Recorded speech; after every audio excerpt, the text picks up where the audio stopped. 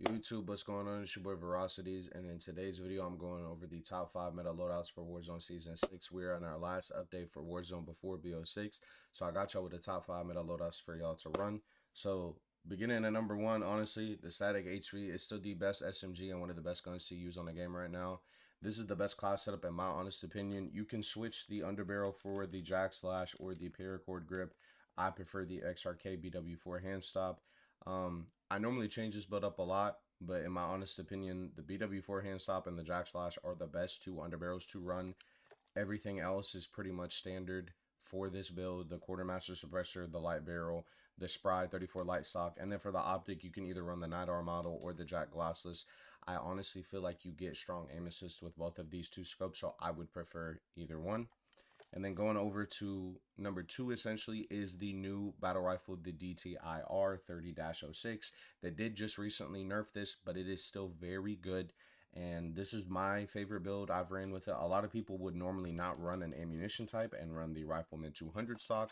It is, like I said, preference and what you prefer. I enjoy using both of the builds, but I've been having more success with high grain. And then also for the scope as well, you can either use the aimbot or the jack glasses, whatever you prefer. This gun literally does not have any recoil, so any type of scope that would benefit your needs would work on this gun since it's such a heavy hitting weapon. So going over number 3, we do have the newly buffed Ram 9. The Ram 9 has always been underrated in my honest opinion, and I do think that the Ram 9 is very slept on. We're going to move over the camera here so you guys can see the full class setup for all the guns. We have the quartermaster suppressor, obviously, for the undetectable by radar gun kick control. The paracord grip, the 50-round magazine, the retort 90 grip for firing aiming stability gun kick control, and the Hunker 5 stock pad. Just essentially making this gun have a lot of recoil control.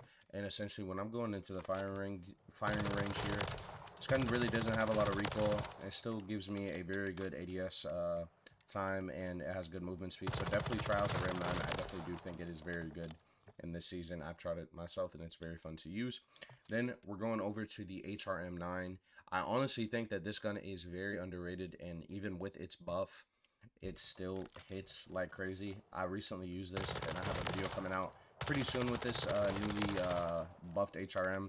It hits like crazy, and the build that I have for it essentially is the quartermaster suppressor, the jack slash for movement speed, high grain for that extra bullet velocity and damage range, the 50-round drum, and I've always preferred the hatchet light stock to give me more movement speed because as you can see in the bottom left-hand corner for which is the damage fire rate, etc., I want my range to still have in the plus signs and the mobility. So this is a very well-rounded build, and I definitely did have a lot of success using said build. Then we're, like I said, the DTIR, I cannot stress enough, it is one of the better TTKs long range. But this next gun is a sleeper. It's never been nerfed. They've never touched it. It's the SVA. The SVA has not been nerfed or touched at all. This build specifically, I'm going to show you on the firing range. Once I put it in single fire, doesn't move. Very easy to use. So it has a very fast TTK. They did give it a slight buff in this most recent update. So if you guys have not used the SVA in a minute, because a lot of people are using the STG, I highly, highly, highly recommend using the SVA. It is very easy to use. The single burst literally has 0 recoil. Because like obviously when you're running it in full auto, you can kind of see the recoil that starts to take up. But literally with this stock, because I recently used to only run high grain on the SVA, this stock makes the gun feel a lot better in my honest opinion. And then if we look at the fine stats, the bullet velocity on this is 874. If you were to take off the smooth fire sniper stock and the high grain, you have the bullet velocity being at 1000. So essentially, it's a preference and whatever you prefer. If you play Rebirth, this is a very good gun to use, and I highly do recommend this. If you get tired of the battle rifle or you want to try something else, the SVA is a very solid option. I do want to make an honorable mention, in my honest opinion.